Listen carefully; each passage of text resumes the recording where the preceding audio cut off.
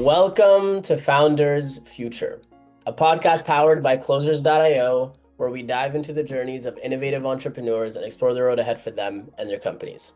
I'm your host, Ammar, and in each episode, we uncover the stories behind impactful ventures, the challenges faced along the way, and the strategies driving their future growth. Today, we are absolutely thrilled to be joined by Joseph Federico, CEO of Federico Marketing, strategist, LGBTQ+ business coach, and creative champion for authors and bold brands alike. Joseph has spent over a decade helping independent authors and creative entrepreneurs stand out, from first draft to full-fledged brand, and is recognized for a blend of soul, story, and marketing savvy that creates real, lasting impact. Do you like Joseph or Joe more? I prefer Joseph for business. It sounds more savvy, more professional, and that was wonderful. Thank you so much for having me. Yeah, I am excited to dive in. I always like to start from the beginning. So take me back to before you started your company. What were you doing beforehand? And then what really motivated you to start the company?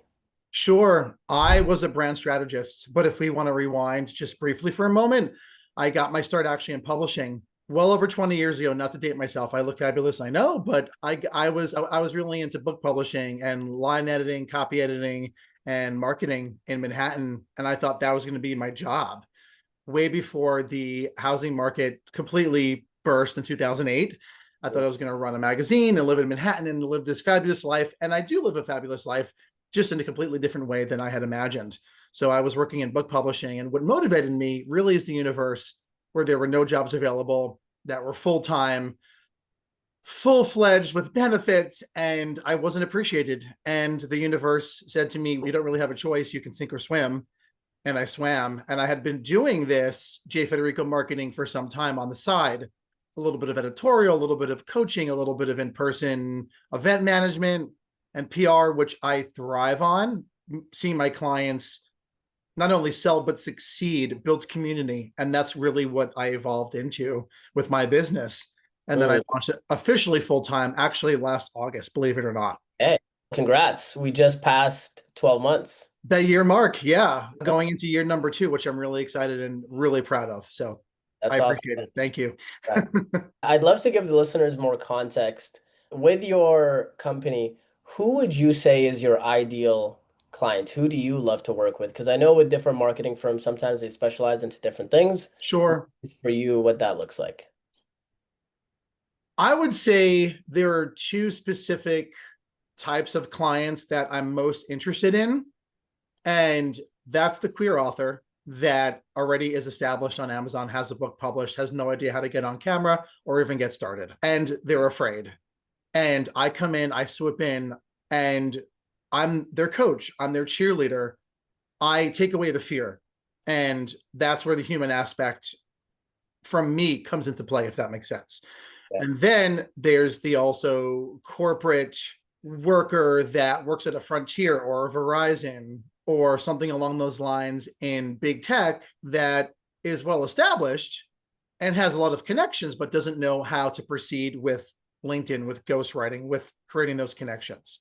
And I come and swoop in behind the scenes, and that's an easier client because they're more well established, but I can keep their content rolling while they focus on selling and growing their own teams at the same time.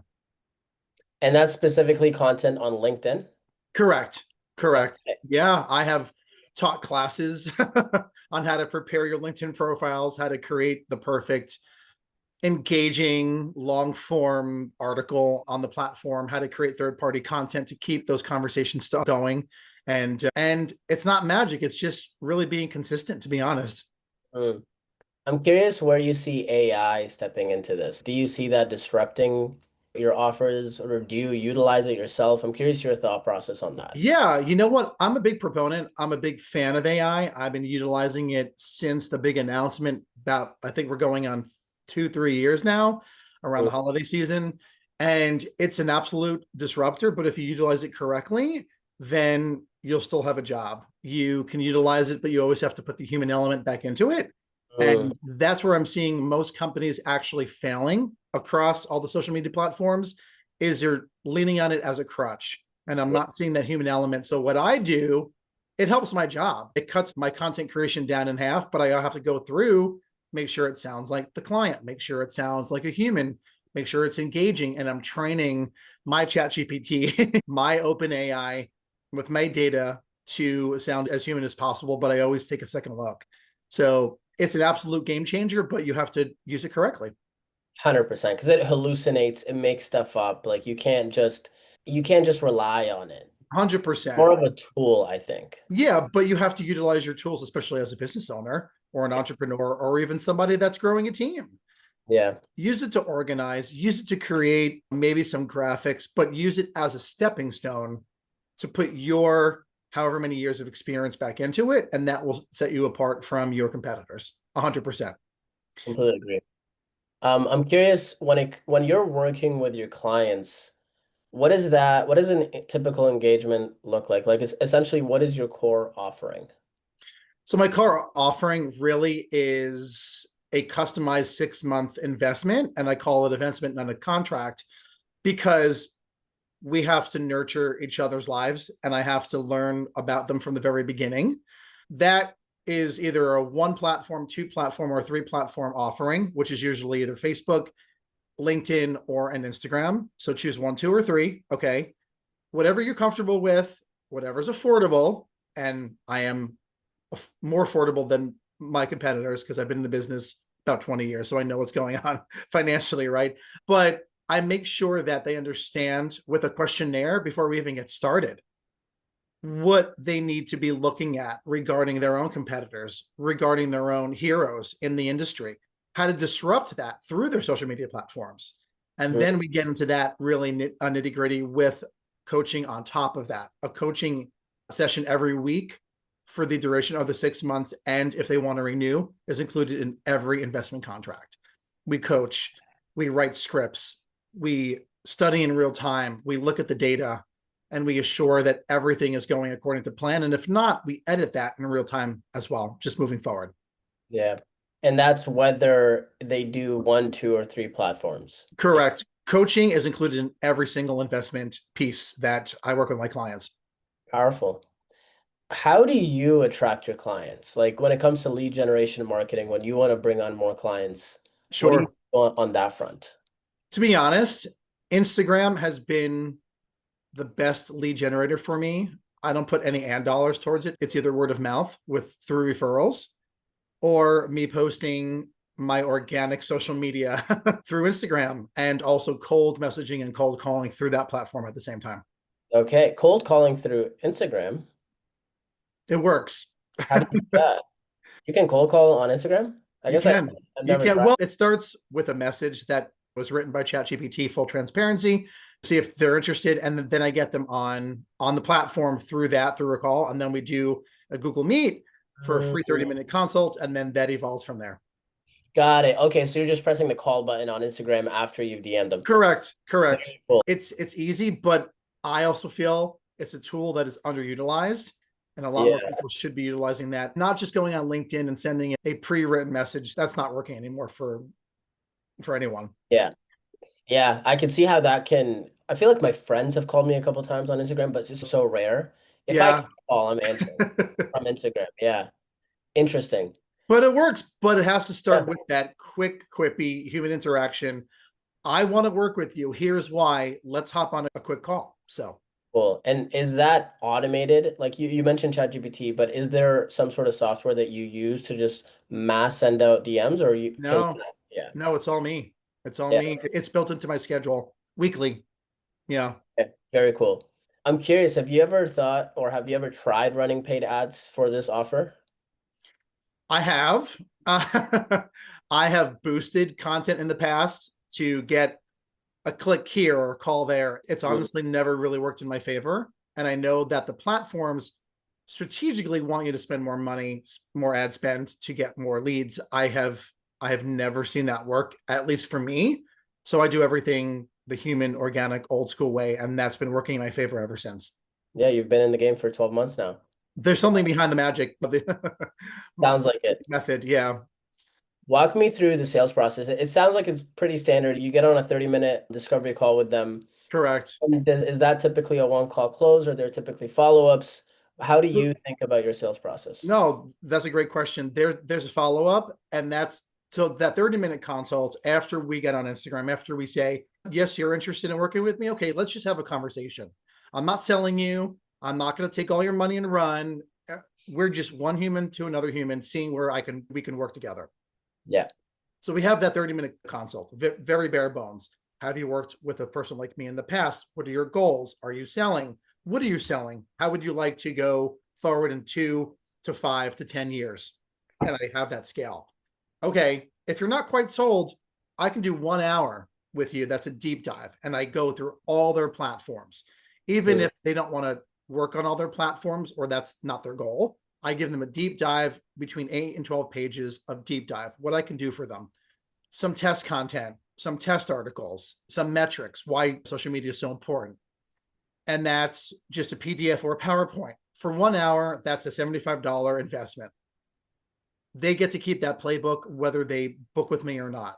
And I want them to understand this is going to be a lot of work. I'm investing in you with my time. You're investing in yourself financially and my 20 years plus of experience. So even if they don't want to go forward, it's just a $75 investment and that's it. And I'm happy to know who they are and we can stay in contact through LinkedIn, Instagram, whichever platform is most comfortable, or even text or email. But if they want to go forward, then I give them a $75 credit towards their first month of investment. That is that 6-month contract. Got it. Got it. That's very interesting because you're turning nothing into something. Correct. Sense. Yeah. But I'm also building trust at the same time. Yes. I'm You're not leading going with 0 to value. 60 saying, I want your money. Let's do a 6-month contract. You don't know who I am. I'm building that trust. Yeah. Yeah. You're leading with value for sure. 100%, yes. And most, not to knock companies, but most people today don't have the human touch. And I really wish a lot more people would, because you get more with honey than vinegar. Let's be honest. Yeah, 100%. So now that you've crossed the year mark, when you think about year two, year three, what does success look like for you? What are the different milestones, targets? What are you really aiming towards? Sure. So I have a current deal going on that I would like 3 more clients, and I'm working with a business coach for the end of summer, early fall of 2025 is my next goal. Just by being organic, a lot actually has shifted on LinkedIn. I've been sharing Mm, a lot more content on the platform through different groups and just on my own personal LinkedIn page that have been attracting people by offering tips and tricks. So I'm leaving little Easter eggs and carrots along the way to to build organically in that sense. But this year is really focused on in-person events across the country.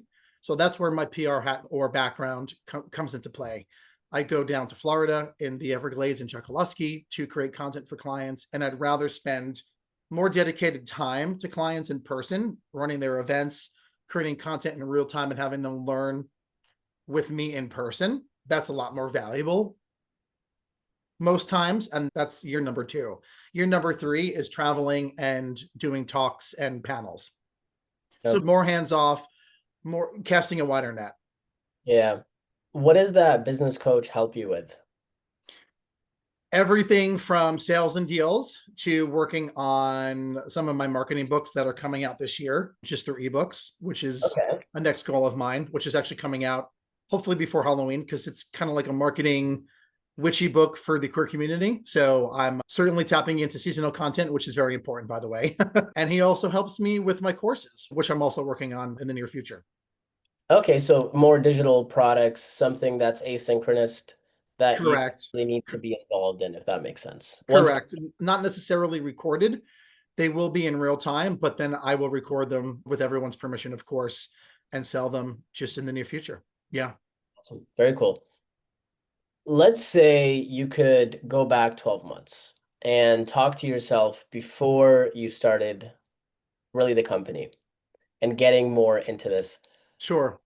And you could give yourself a piece of advice, something that you know today, but you didn't know back then. What do you think that would be? I would niche down my offer from the very beginning and Mm, focus solely on the queer community that needs assistance, that needs help, that needs to trust in another human being. And I wouldn't just cast a wide net at the very beginning. I would niche it down from day one. Why do you think niching down is so important? Because you can't help everyone. And that's just how the world works. Think of a Target or McDonald's or like an Igloo Cooler brand. That's not for everybody. Yeah. So what I've been learning and what I continue to do is niche down my offers and just whittle it down so I can focus and not confuse my audience or my future clients by giving them 12 to 20 different offers every week. I have to bring that message home of one product, one service, one offer, and uniquely share that across my social platforms to attract the right person.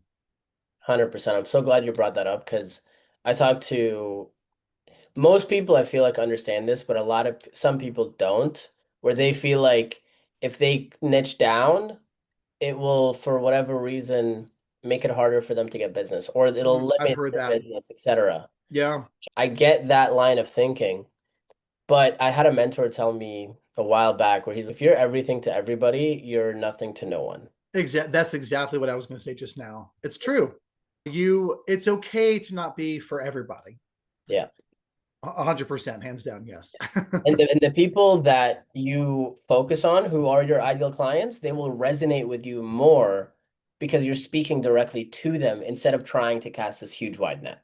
Correct. Correct. What would you, aside from niching down, what other advice would you give to new coaches, new consultants that are starting up in 2025? Have a social media presence. Because even in a day and age where people thrive on social media, it's required to have a social media presence, even one platform, and focus the heck out of that. If it's TikTok, if it's Instagram, if it's Facebook, even LinkedIn, I don't recommend Twitter X. It's still certainly a wild west right now, but choose a more well-established platform and focus on that. Work through your fear. And if you need a coach, I'm always available for you. On that note, what is the best way for people to reach out to you to work with you? Yeah, honestly, I'm a hands-on coach. I'm a hands-on marketer and publicist. They can actually call or text me directly to book a 30-minute consult on my cell. And that's 973-289-3517. Or you can find me on Instagram at Joseph A. Federico. And you said this 3157? Correct. Okay, cool. 973-289-3157. 3517. Oh, 3517. Oops, Yep. I'll say that one more time.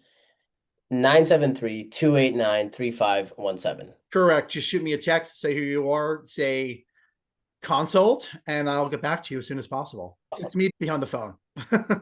Beautiful. It's not ChatGPT. No, it's not. Joseph, thank you so much for your time. I certainly appreciate it. Thank you. So that wraps up another inspiring episode of Founders Future. To our listeners, if you enjoyed this episode, make sure to call or text Joseph. You can also reach out to him on LinkedIn, on Instagram. We'll link it around here to make it easier for you guys.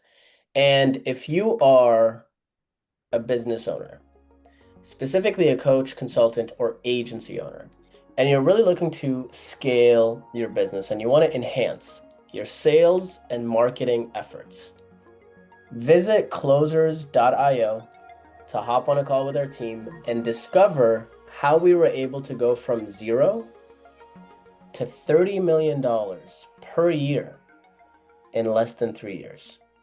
Until then, keep on climbing.